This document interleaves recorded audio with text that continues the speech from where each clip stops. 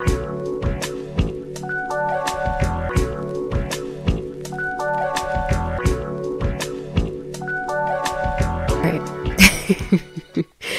back for another Gab with Abigail. If you're back and this is your first time on my channel, hi, welcome to Gabs with Abigail, where we talk about the Bates and Duggars and other D-list fundies. It bothers me so badly, the ring light showing in the glasses. I cannot stand it, and it's like ruined the last like 15 videos for me. And I know it means that like I should change the lighting setup and all of that good stuff, but or just stop wearing glasses in videos. But like for videos like this where like I'm reading the book, I have to wear glasses, you know. I can't see without my glasses. Like literally when I got glasses for the first time, like in a long time, I was so excited because like, oh, I'm finally gonna be able to read at night, because I literally like the strain on my eyes would be so bad, like I couldn't see the words, like it was hard to read.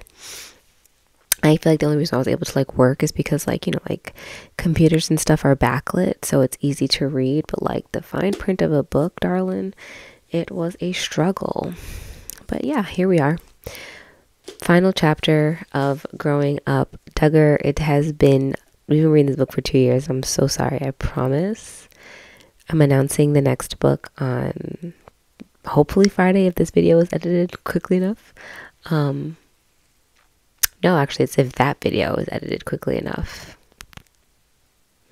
But hopefully I'll be announcing the new book on that date or really soon. But we are in our last chapter, and that is your relationship with the world. It's been a ride with these girls.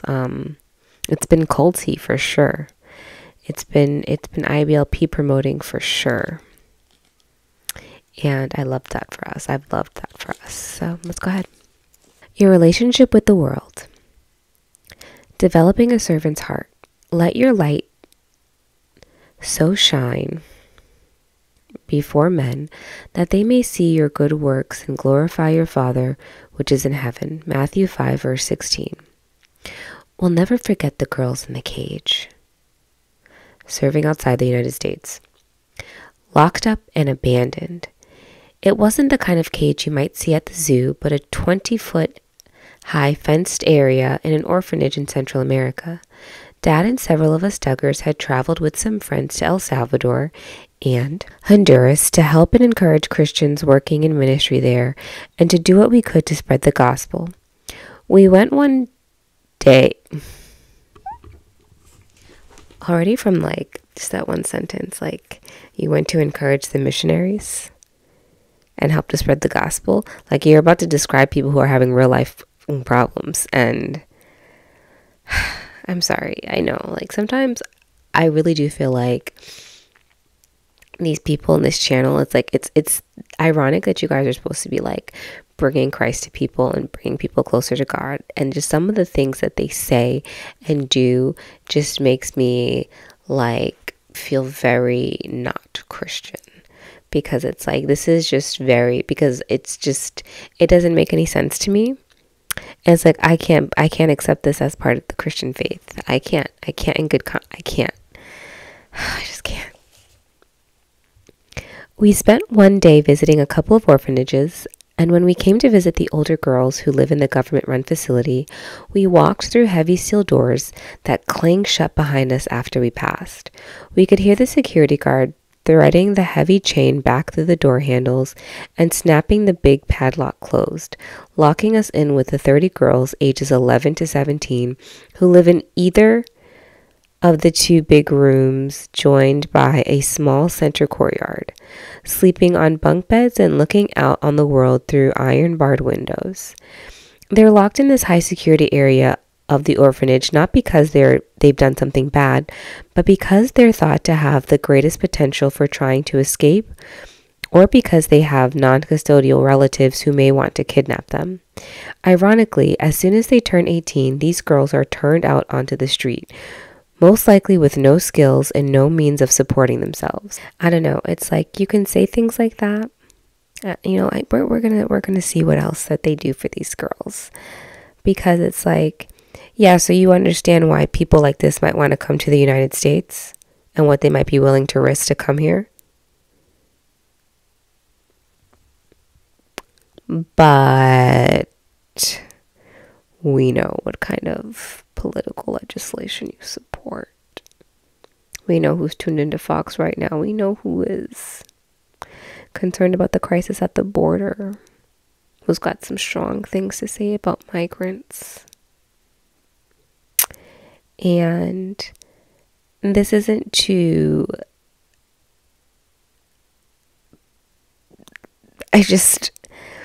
What I want to say, I'm trying to walk a fine line right now. We were there during the closing days of our latest mission trip to Central America. We had ridden in the back of pickup trucks with local Christian friends and hiked long distances to bring the gospel to residents of remote villages, visiting them in their simple mud brick homes. We'd attended church services and helped put on conferences with dedicated believers in area churches, and now we had gotten permission to visit a government-run orphanage, bringing the girls simple treats and gifts, including Bibles. We'd visited the other areas of the orphanage, including the section where teenage mothers tended their babies, and the areas where younger children lived. Then came to visit the older, quote-unquote, high-risk girls, the girls in the cage. We gathered in the center courtyard, which was enclosed by an old rusty 20-foot-high chain link fence topped with barbed wire. Didn't we just get this description? Or I guess because they never forget it, they had to repeat it one more time. We began with a quick little mime skit and then shared why we had come. We began with a quick little mime skit and then shared why we had come to tell them about Jesus. I, Jana, shared my testimony and told the girls God loves each one of them. Through an interpreter, I told them how they could have a relationship with Jesus if they received the gift of salvation and forgiveness he offers to each of us. Then I asked, if you were to die tonight, how many think you would go to heaven? I don't know, just like, this is, what a depressing thing to bring to people who are living in a fucking... I can't. A few of the girls raised their hands, but many were unsure. Then I asked, how many think you will go to hell? One girl raised her hand.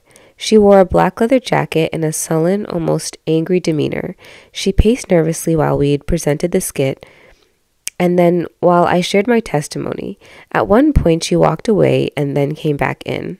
The next part of our visit was sharing a craft project and making bracelets together, which gave us an opportunity to visit informally one-on-one with the girls.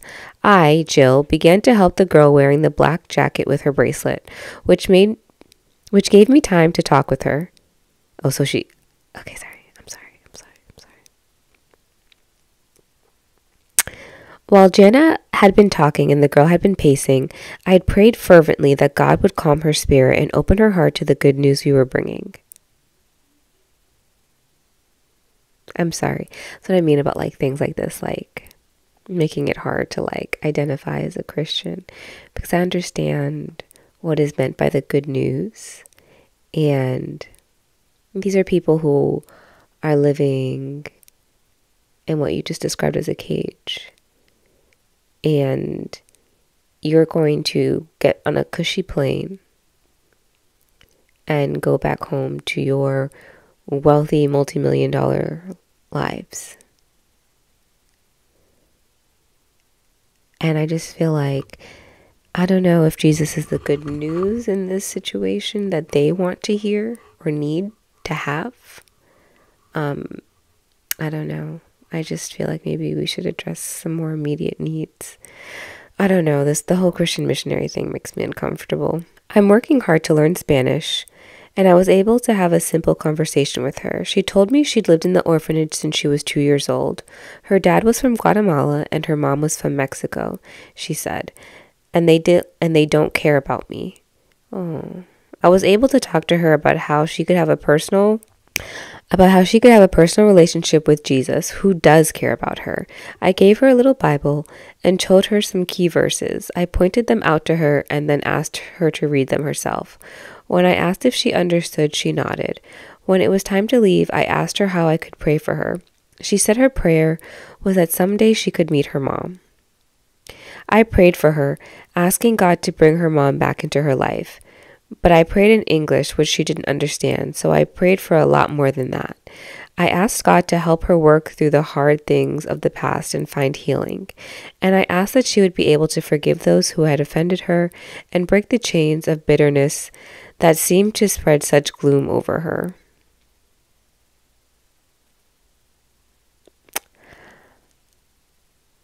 I know that they have been indoctrinated into Gothardism, and this is IBLP speaking, but Lord Jesus. Okay. But most important, I prayed that her heart would be softened toward God and that one day she would be saved, remembering what Jesus told his disciples, that sometimes one soweth and another reapeth. In other words, I hoped the seed of the gospel planted in this girl's heart would one day come to fruition, if God would so choose, through another person, and that she would become a powerful example to other girls walking through the same struggles she has known all her life.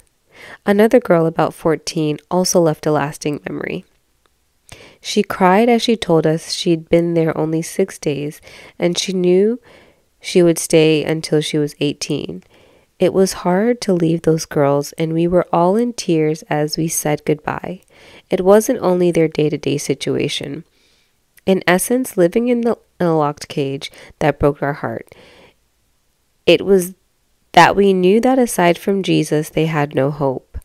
They longed to escape from the orphanage, but at the same time, they knew they had little chance for a better life outside of its walls. Many had been taken out of abusive situations, but now the system that was set up to protect them was creating a different kind of abuse. Shalom Children's Home. From there, we traveled to another orphanage, this one run by Christians from the States. It was completely opposite to the sad facility we had visited earlier. It's so interesting, I know it's because of how they were raised, but stories like this and experiences like this were why in college I wanted to do international relations. God, that's a long, miserable story I could talk about some other day. But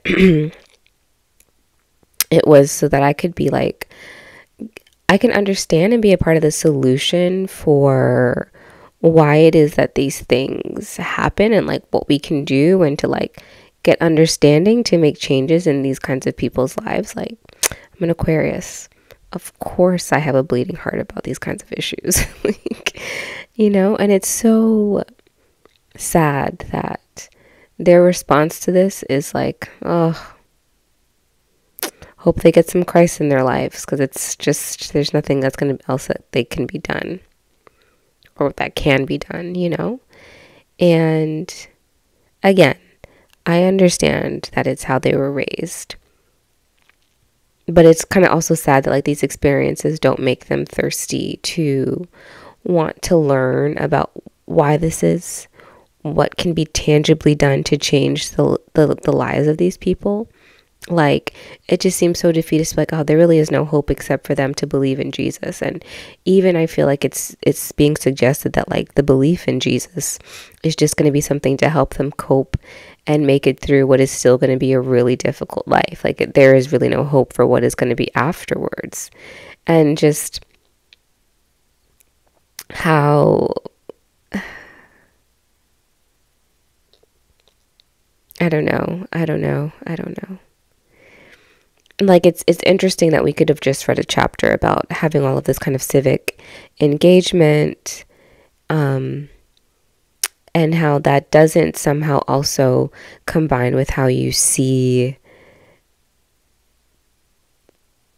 again, I get it's because of how Christian missionary work and everything works, that there is nothing to help these kinds of people connect the dots of these aren't two things that are separated, that the politics and my political choices and my politicians play a role in the grander scheme of things going on globally, that how I vote and my actions do also impact these girls down here in El Salvador or in Honduras. And it just makes you sad. for them. And I'm rambling, but it's like, goodness, I just wish, like, it sucks. It sucks is all I can say. Shalom Children's Home. From there, we traveled to another orphanage. This one was run by Christians from the States, and it was completely opposite to the sad facility we had visited earlier. The children there were happy and loved. In fact, one of the challenges the Christian orphanage was facing was that children who grew up there and turned 18 didn't want to leave. Well, as you just said, from the other girls, what would be the difference between the girls who are in the cage and the girls who are here in regards to the opportunities that exist outside of the walls of this place? You know, it's just like, I don't want to say what's not clicking, because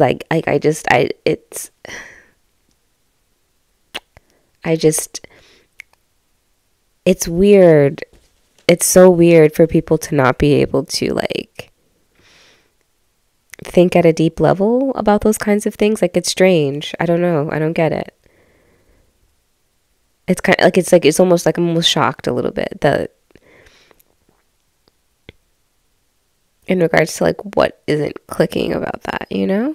I just, like, if they don't want to leave the orphanage, what does that suggest about what it is that life offers them outside of there? So both of these people are experiencing similar struggles. The couple who ran the orphanage accommodated those requests by giving the former residents jobs at the orphanage or letting them live there while they volunteered their services. I'm sorry. Ooh, okay. But 2 weeks before our visit, the government officials had told the owners the quote-unquote children had to leave when they turned 18, no exceptions. It was a heartbreaking situation for everyone involved. Yeah, I mean, it's a little bit suspicious that you're keeping them there and working. Like, you know, I get it. They're probably still getting meals and they have a place to stay. I get it. I know. There was a lot of sadness and heartache in the places we visited in Central America. But the Christian orphanage Shalom Children's Home also was a place of great inspiration, especially when we heard the story of the Americans who started it. Here we go. Don and Rose Ann Benner had enjoyed a comfortable life in Colorado, where Don worked as an executive for an international corporation. In 1976, when Don was 52, the Benners felt called to do missionary work in foreign lands, and they sold their home and possessions and traveled by land with their 2 children to Costa Rica, where Don spent a year in language school learning Spanish. They asked God to show them where He wanted them to go, and that prayer led them to El Salvador. You can read their amazing story in full at their website, hisdonations.com. But to keep things short, in 1983, they started Shalom Children's Home with 13 children who had been orphaned during El Salvador's long civil war. Since then, they've welcomed hundreds of other children into their love-filled facility, and they've also opened a Christian school and now operate feeding facilities for area residents in need. Their work is totally supported by donations and by groups of volunteers who come from America and other countries to help. We've worked in children's centers here in Arkansas as well as those in Central America. We also visited an orphanage last year during our visit to China. More about that later.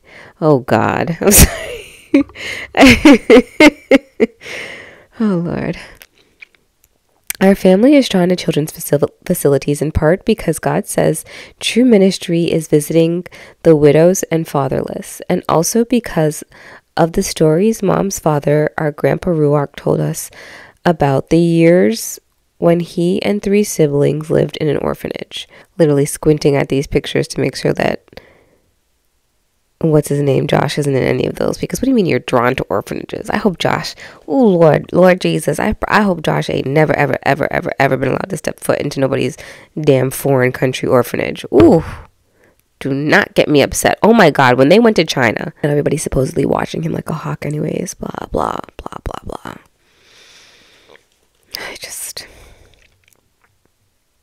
Grandpa's father died at a young age during the Great Depression, and his mother wasn't able to earn enough money to provide for her children. She had no choice but to put them in a children's home. After a short while, Grandpa's sister was placed in a loving foster home, but Grandpa and his brother and other sister lived in the orphanage 8 long years until their mother remarried and was able to bring her children home with her again. Grandpa said it was a hard life, but he was glad to have food and a bed. He told us he was grateful for everything that was done to help and support him and his siblings while they were there, and he seemed to remember every kindness, no matter how trivial. Even when he was our gray-haired grandpa, he still remembered the Christmas when the Salvation Army brought each child in the orphanage a stuffed animal. Remembering his stories motivates us to be that kind-hearted person who makes a difference, however small, in someone's life, especially the children we meet in orphanages. Well, yeah, since you're saying the only thing you can give them is Jesus, we know it's a small thing that you can do for them. Your rich-ass daddy, that's all he could do. I'm sorry. We are often reminded that we may be the first glimpse of and I said that without even having read this sentence. We are often reminded that we may be the first glimpse of Jesus anyone has seen. It's important to us to keep that in mind as we go about his work. And it's another reason why we're so inspired to see the impact the Benners, now in their 80s, have made in so many lives. Understanding that they fed these children not only with food for their tummies, but also food for their spiritual lives is a powerful living testimony that shows what one person can do to make an eternal difference for others. I do just recently have been feeling a lot of hang-ups about like the Christian obsession with people's like what when they die, like that eternal life and going to heaven, and like just a part of me is like, why do you care so much? Like it's not now. Like, it's a weird thing to really care about and obsess about. Like, you won't even have you have no way of knowing if you will know if I went with you. You know what I mean? Like, I don't know. I just, like, to me, like, the obsession of, like, oh, this eternal life that you'll have afterwards means that I can completely disregard making the life that's here right now a good one for you. I can ignore all of your pain and your hurts because my promise of an eternal life is so much better than that. Like, I don't know. I feel like I'm really struggling with that right now. Because I just think that's kind of stupid. I guess why I think, like, also, like, why I think it's kind of stupid is just because, like, you kind of really don't know. Like, everybody's living under this peaceful assumption that, yes, I'm definitely going to go to heaven. And what if you don't? And then what? You know? I don't know. I just really feel truly and passionately that, like, we really do not know what is on the other side. And everything is kind of to keep us calm and peaceful about what it is on the other side of that, because it's scary, the idea of being dead. And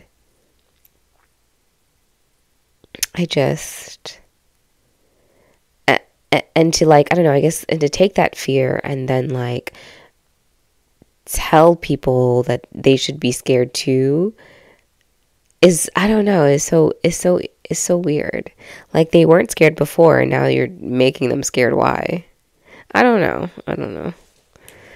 It's getting late, I guess. It's getting late. Why you gotta be here, right? Like, if I took vocal lessons, I could probably be like a K-pop idol. Anyway, the lesson was also brought home in the Christian school we visited in El Salvador. Dad had been invited to speak to parents of the students, so he shared his thoughts on the importance of raising children to have a ministry mindset and a servant's heart, always looking for ways to share God's love.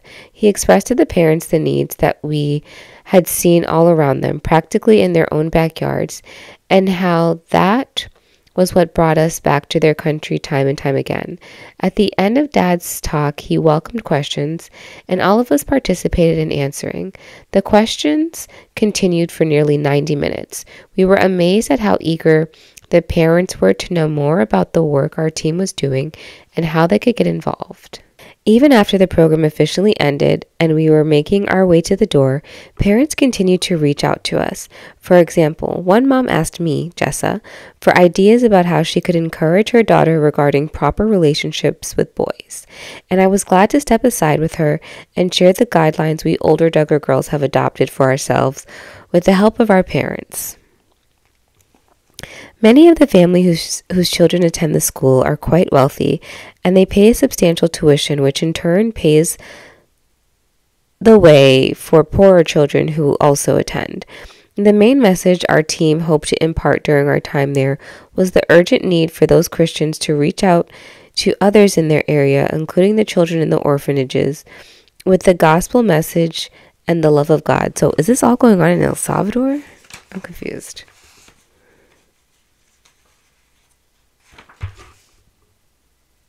How interesting. I love that it's that many of those kids are quite wealthy. You guys are actually a quite wealthy family too, but I guess at the time you didn't know. The same goes for all of us. Wherever God has placed us, there are needs all around us. We pray that each one of us will be attentive to the needs of others and take the opportunities God gives us to share the love of Jesus with others. It's so neat to see how God works. We are praying that someday many of these El Salvador Christian school students may be the ones God uses to reap the seeds we have sown at the orphanage and guide someone into a relationship with our Savior.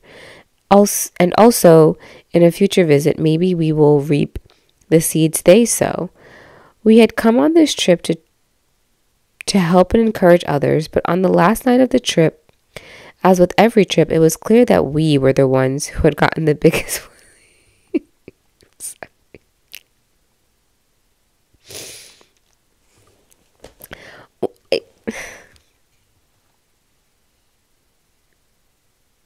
It's like, that's what's wrong with Christian missionary work. Because what do you mean? Like, what do you mean that we had gotten the biggest?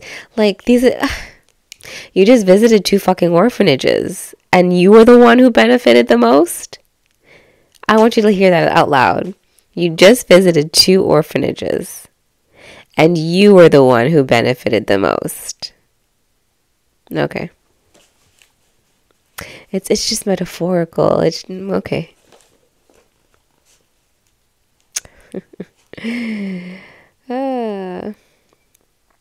A reminder of Jesus' teaching that it is more blessed to give than to receive. We were greatly blessed, especially as we considered the work of those who had devoted their lives to helping the people we had only briefly visited. The power of a single life. In addition to the Benners who started the orphanage and school, our friends Mike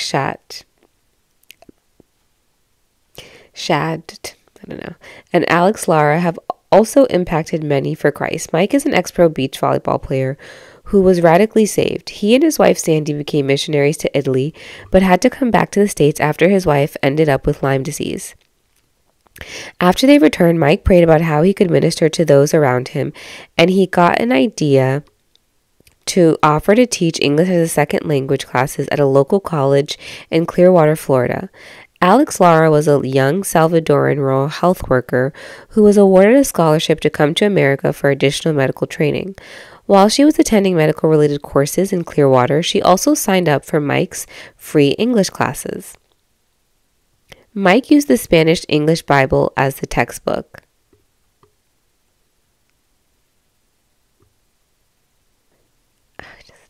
As Alex soaked up the English lessons, he also heard a clear gospel message and ended up committing his life to following Christ. Mike went on to share many Bible truths with Alex over the next few months, but then the time came for Alex to return to his own country. Mike told Alex to stay in touch and asked him to let him know if there was ever anything Mike could do for him. After Alex returned to El Salvador, he did just that. He called Mike and asked him to consider coming down to help the people in his country. Mike agreed and ended up bringing a small team to do ministry work. They organized a special presentation in the center of town and also went door to door sharing the gospel. The team fell in love with the people in El Salvador, but eventually they had to say goodbye and return to the States. A major earthquake struck El Salvador 1 month later. Villages were destroyed by the quake itself or the resulting mudslides. Alex made another call to Mike, and Mike quickly organized some Christian friends who collected cash, food, clothes, and other much needed items and headed back to El Salvador. They went to work in devastated villages, clearing debris, handing out clothes and personal items, and sharing food along with the gospel message. Alex and the people who received help were grateful for the relief efforts. During the past 12 years, about every 4 months, I don't know his last name. Mike Stott has taken a group of people to Central America to do ministry work. Every year around Christmas time, the team takes gifts with them and holds Christmas parties in poor villages for the children. They also take beans, rice, and other necessities to the needy families there. Alex is now a leader in the church, and his wife Maida leads the women and children's ministry. Today, Mike and Alex's legacy is shown in the Christian churches they have started in El Salvador and Honduras, and in the lives of the many people they have helped. By helping restore homes destroyed by natural disasters, and by assisting the poverty-stricken residents in other ways, they have helped hearts of the villagers open up to the gospel, and many have received God's gift of salvation. Mike's ministry in El Salvador eventually turned into SOS Ministries International, soshope.org, which now sends Christians who have a desire to serve on mission trips to impoverished areas in Africa, Asia, and the Americas to share the gospel while also helping with the physical needs. Again and again, in their work, they have seen what happens when a single heart is turned towards God.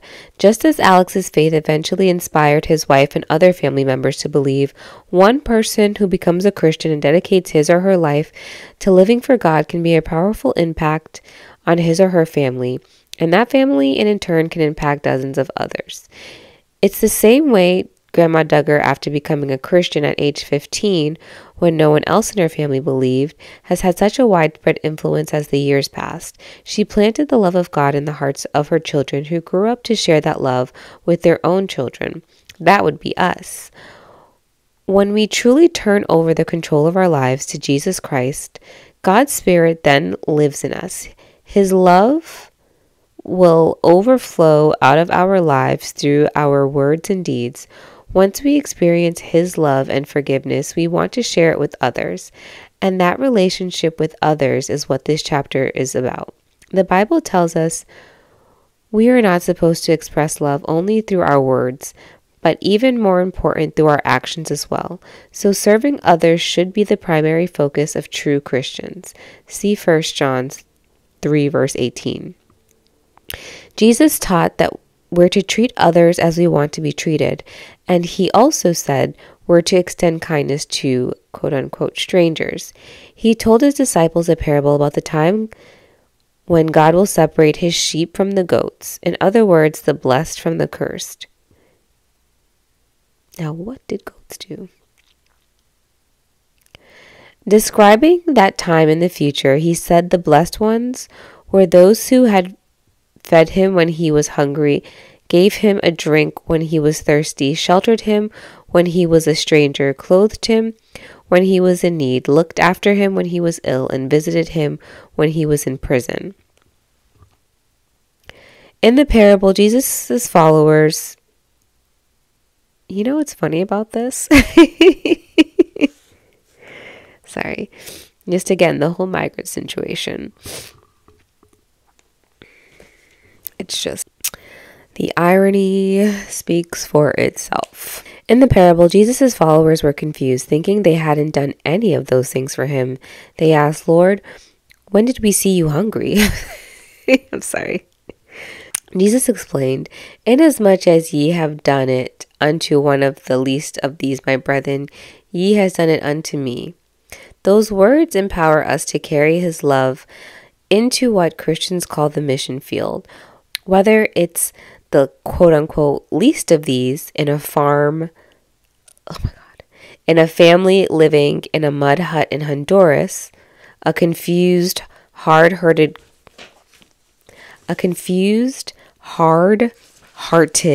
girl living in an orphanage in El Salvador, or someone living closer to home. Jesus' words also influenced us Stugger girls in the way we prepared for our adult years. We all hope to be wives and mothers someday, if that's in God's plans for us. So in the meantime, we're preparing for marriage and motherhood by acquiring as many skills as possible. I love how cooking is never a skill for these girls. We believe one of the best preparations for marriage is to develop a selfless, giving mindset that is always looking for ways to serve others, which is another way of serving the Lord. Discovering our own ministries. In considering ideas and opportunities for training, education, and ministry, our parents have been of great help. They've encouraged us to build on our own strengths and talents and not to fear stepping out into something new. We want to learn all we can and prepare to do work that gives us tools and brings opportunities to share God's love with others. That's the career we want in life. In the rest of this chapter, we'll share how God has opened doors for us to let us see work we can do for Him and where that work has taken us. In the rest of this chapter, we'll share how God has opened the doors for us to let us see work we can do for Him and where that work can take us. Since this is kind of awkward. I love this though, because like in reading Jill's book, that they brought up the midwifery thing to her as a bill. Volunteers in the fire department. After our brother John David joined the local volunteer fire department, Jill and I, Jana, became interested in the work he was doing and the adventures he was having. So we joined too. The three of us completed emergency response training and became certified first responders. Our purpose in joining the department was to gain practical medical skills that would enable us to help the people in our community and in our own family. Since then, we've had hundreds of opportunities to assist in a variety of emergency situations, from car rollovers caused by drunk drivers to people having heart attacks. Sometimes in our small town, we even get called out to do things like a little old lady's cat stuck in a tree or a kid with his lip stuck in a sippy cup. True story. Even though Jill and I have been trained in how to put out fires, we'll probably stick to running the pumps on the fire trucks. Since there are plenty of guys in our volunteer department, we're not the ones going into burning buildings. We leave that to the men. What a strange... Like this got weirdly trad wife created to be his helpmeet for no reason. And okay, at the same time, we know that a woman's presence, say in the case of a woman in labor, is much appreciated. In May 2011, our training led us to Joplin, Missouri after the devastating F5 tornado destroyed parts of the city. Joplin is just a 90-minute drive north of our home, so we gathered up equipment and supplies and headed up there within hours of the tornado hitting that area. As the sun rose over the city, we joined a special response team from Arkansas assigned to search the local Home Depot, which had been leveled by 189-mile-per-hour winds. There's a picture of Jana in here in her fire department uniform, in the uniform pants, period. Jana, and this is the caption, Jana also completed the emergency response training and served with our volunteer fire department, but she's discontinued that work since her involvement with Journey to the Heart retreats takes her away from home. And it's just so sinister knowing what we know about Gothard. Can you see it? The former building was nothing but a tangled mass of steel, concrete shelving, merchandise, and other debris that had blown into the site. As our work began, we hoped to find survivors, but knew it would be difficult to get them out of the wreckage without causing further injury. Several people had been shopping in the store as the clouds started to swirl late in the day on May 22nd. Several others were driving nearby and, realizing it was simply too dangerous to stay on the road, rushed into the huge store seeking shelter from the storm. One such driver was a dad with his two small children, an 18-month-old boy and a 5-year-old girl. He called his wife to let her know that they were hurrying into the Home Depot for safety. A worker inside the building was finding customers and rushing them to a safe room in the back. Suddenly, The tornado's fierce wind smashed into the store, knocking the thick exterior walls to the ground and caving in the roof from front to back. The worker who was rushing others to safety was among the dead found by Jill and John's team at the front of the building. Oh. He had been coming back to the storefront to help more people when the building collapsed. Many survived because he'd led them to the safe room, but he had not. The search process grew increasingly grim as the work shifted from trying to be careful not to crush potential survivors to simply avoiding doing more damage to the bodies buried beneath the tons of rubble. The team pulled body after body from the wreckage, some of us holding up tarps to shield the scene from bystanders, many of whom were anxious family members hoping their loved ones had survived. The workers cut chunks of concrete so we could pull the pieces off crushed victims. As one large chunk came up, we saw a man lying face down. Over his shoulder, we could see little fingers, and on the other side, another little hand reached from beneath him. It was the man and his 2 young children. We held it together as we plowed through the dreary day. Oh. There was too much to do to stop and think about how awful it was, but later on during debriefing, the day's events began to sink in. So many lives were lost, so many families were ripped apart, so many hearts were broken. The grief threatened to overwhelm us. But at the same time, we were thankful God had allowed us to receive emergency response training years before, which enabled us to serve the people of Joplin in this very challenging situation.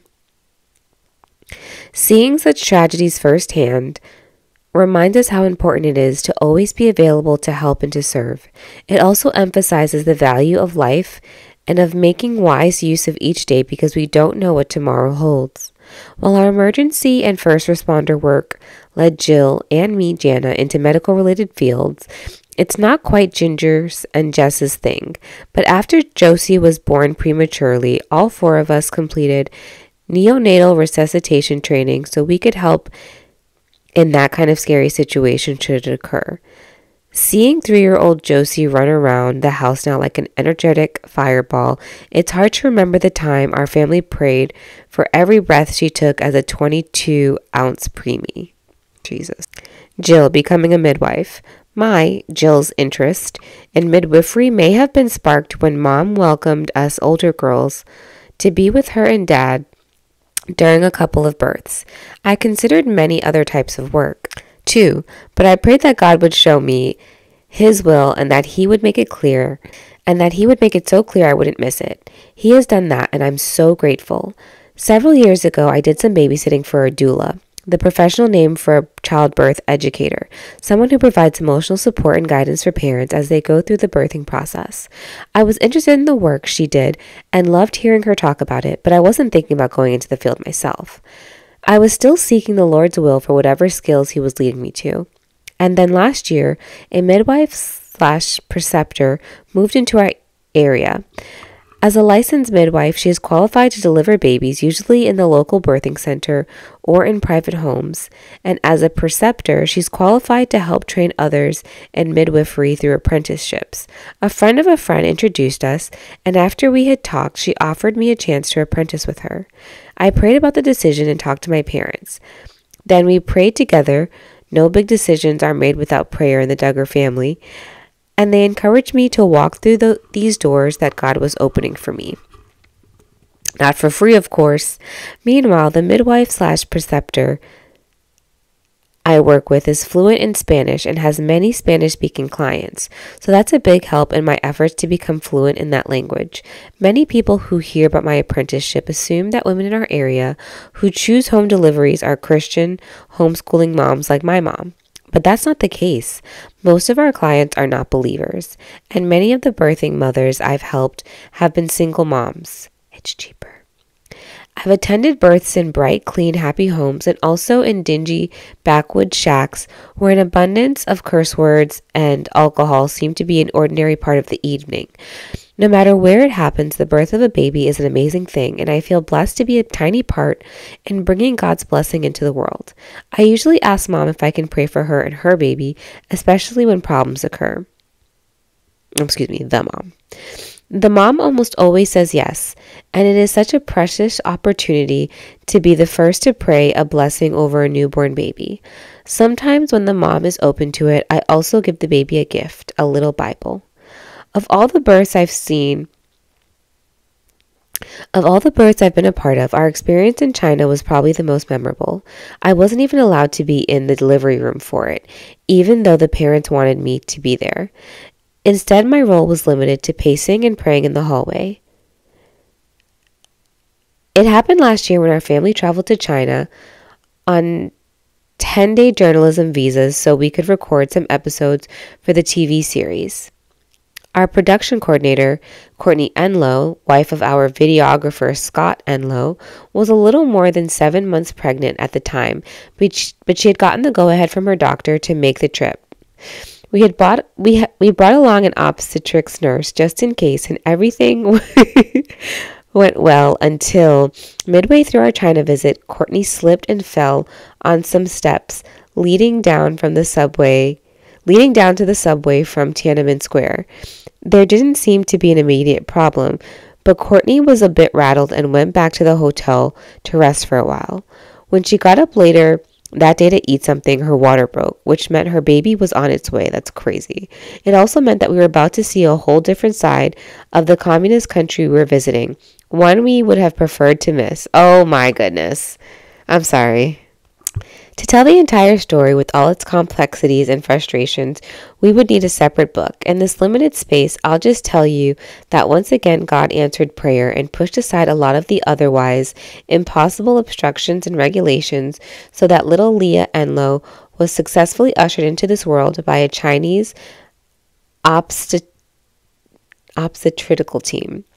The actual birth itself was about the only quote-unquote normal part of the days surrounding her arrival, at least by American standards. When Courtney was hospitalized, China requires that all babies are born in hospitals, we were shocked to see less than ideal conditions there, including lots of black mold in the bathroom. At one point, Scott stepped outside the hospital for a moment and saw a crowd of people peering into an open hospital window. He walked over to see what everyone was staring at and was surprised to find that they were watching a doctor operate on a patient's neck. We were also stunned to learn that in China, patients must supply their own linens and medical supplies. So Jana and I were constantly running back and forth to the store in the hospital basement, buying bed sheets, towels, a bedpan, and IV bags, diapers, and baby items. Well, I mean, you do that in America too. They just give it to you in a bill. And I know we're getting a simplified, like, watered down version of this because this is, like, so hard to believe, just knowing that, like, I don't know, so many places where, like, I guess maybe because they're American, like, where, like, if you were to get sick in, like, China or not China, and like Korea, that it's a lot cheaper, like giving birth is cheaper and everything like that. Maybe it's only if you're a citizen, I guess. I don't know, girl. I just feel like this is getting a bit dramatic. This is just a plug to talk shit about China being communist.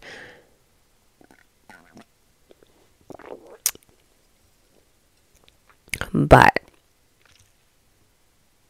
I'm just wondering, like, they were at the subway at Tiananmen Square, so I'm assuming, like, are you guys staying in Beijing? Like, where is this hospital? That's my other question. Like, for it to be undersupplied like that seems like red flag. Like, where is it? You know what I mean? Because I could imagine, and I can completely believe that depending on where you are, that a hospital in China might not be the most, like, well-resourced. You know what I mean? It's just like in any American city, there are certain hospitals that are better than others, like, that you don't want people to bring you to. And I can imagine that. I don't see why China would be any different. And so, of course, like, depending on where you are, or, like, just not understanding how the country's system of, like, healthcare works, like, I don't know. It's a bit suspicious to me that I just feel like it's, like, big eye roll because China is communist. You're trying to make that the reason. Maybe they just didn't like you guys and wanted to make it more difficult. Courtney was there overnight before Leah was born, and she went for long stretches of time when no one in the hospital even looked in on her. I was glad I could be there most of the time early on in her labor to check her progress, encourage her, and help her to get into some positions that would ease her discomfort. I mean, what if you're already like all the things that you've just described about this hospital would suggest that it's an understaffed hospital and that you guys probably don't speak Chinese. You know what I mean? Like, it's a bit much. I can't. When the doctor announced that the baby was on its way, Scott and I helped push Courtney's bed to the other side of the huge hospital. Then we were told to wait in the hallway. Scott protested that he was the dad and he had to be there, and Courtney was saying the same thing. The idea seemed entirely foreign to the Chinese team, but they reluctantly agreed to let him come in after he had scrubbed up. They said they would come and get him when they had prepped Courtney to push, but they forgot about him, and once again he had to insist they let him in. They said okay, but there was no way they were letting me into the delivery room too. Courtney said that when they rolled her into the delivery room, the last baby that was born, a little girl, was still lying on a table, still covered in blood and mucus. The newborn lay there crying the whole time, unattended, while Courtney was delivering Leah. Courtney had expected to have an epidural to ease the pain of delivery, but during the hospital admitting process, she was told the hospital didn't keep epidurals in stock, and that mothers had to order them at the beginning of their pregnancies. It's just like, I don't want to be rude, like, I get it. It's very shocking. That is shocking. You know what I mean? Like, I can see how that could be shocking. But you're in a foreign country with a different medical process, like, and medical system. So, I don't know, like, if you're a midwife and you're used to helping people give birth at home, like, you wouldn't just conveniently have an epidural like, you know what I mean? Like, so she was heading into delivery without the pain medication she'd hoped for, while all the Duggars and production team members prayed that her labor would be short, that delivery would be problem-free, and that the hospital staff would show mercy to this worried mom-to-be. This is a really exciting way, though, to, like, give birth to your first child. And that's what happened. The beautiful Leah, 80 and low, arrived safely, and her parents were allowed a quick peek at her. Then the hospital staff instantly hustled Leah away to the nursery where parents were not allowed. They told the Enlows they could see Leah in 3 days. 3 days? There wasn't even a window in the nursery, so parents and visitors could see the baby. Apparently, the staff claimed the no visitors, no viewing rule was to protect the babies from outside germs. And maybe that would have been halfway believable, except that one day when Scott was there begging to see his daughter, a small motorcycle drove down the hospital corridor, apparently making deliveries of mail or supplies. I don't get it. Why is that like a aha gotcha moment? At some point, staffers told Scott he could see the baby if he paid $300. He paid, and they said, sorry, it'll be